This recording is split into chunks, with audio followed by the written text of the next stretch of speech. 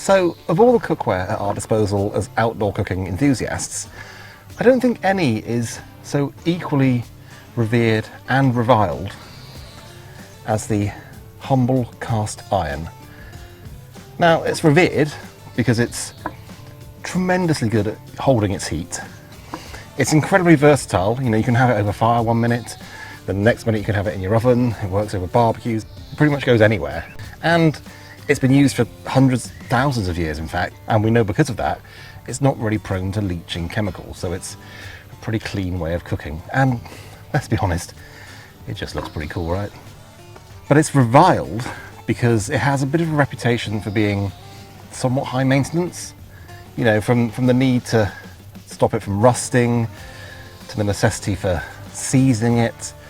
People sometimes are just a little bit put off by that, and I can understand why.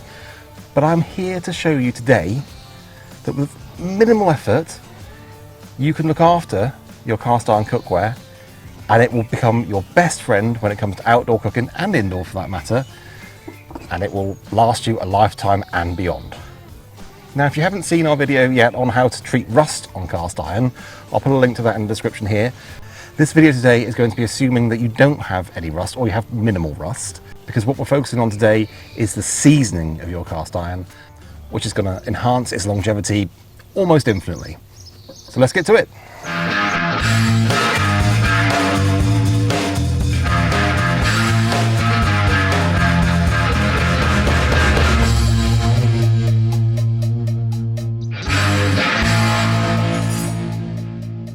So before we begin seasoning our cast iron, it's probably useful to understand why we want to season it. And to do that, we want to dive into the microscopic level. And here, you can see lots of jagged little craters on the surface of your cast iron. So when you drop your food in, tiny little pieces of that food are going to get caught in those craters, and as they cook, they're going to become stuck. So what do? We fill in those culinary potholes with a nice layer of oil or grease, and as part of the seasoning process, that grease or oil then binds with the cast iron to create a perfectly smooth surface that should last you a lifetime as long as you maintain it. So, back to the seasoning, and we're going to make sure our cast iron is clean just by using some warm water and a little bit of washing up liquid. Now, I know there'll be those of you out there screaming at the TV going, "You can't use detergent on cast iron, you're going to destroy all the seasoning." And while you're right, detergent will destroy the seasoning, we are going to be subsequently seasoning the cast iron pan anyway, so there's nothing to worry about.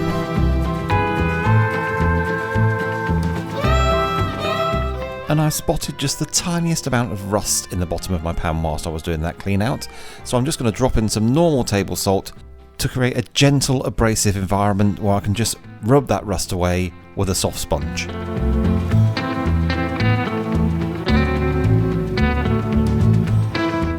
Then, we make sure our cast iron is completely dry to prevent any further rust.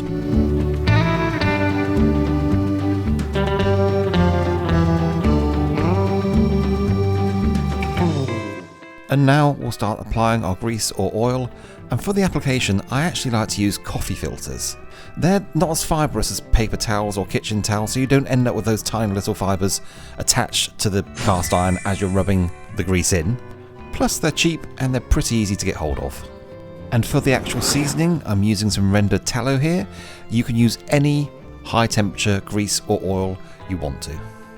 I just like using tallow because the fact that it's a solid at room temperature makes it easy for me to see where I've covered and where I still need to go. Plus I've always got some tallow in the fridge. And just nice, smooth, circular motions. The more time you spend buffing that grease into your cast iron, the better the result is going to be. Make sure you cover every inch of that cast iron. The handle, the underside, the inside, all of it needs to be covered.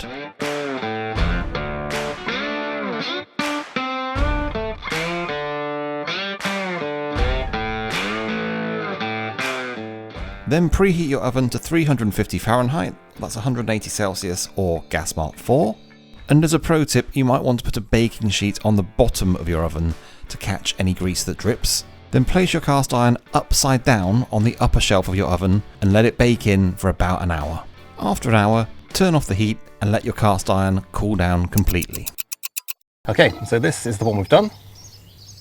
I'm imagining visually there's not really much to see here. It's just a nice, clean, kind of a bit of a shine to it because it has been heavily oiled with that tallow that I showed you. Basically, this is now ready to use. It's going to be pretty much non-stick as long as you get it to the right heat. It's protected from rust. And obviously the proof is in the cooking, so here's a clip of us cooking some swordfish steaks over fire from a couple of weeks ago when I first seasoned this. And just watch that flip. You'll see there's no stick there whatsoever. There's no teasing the fish away. It just comes away really, really easily.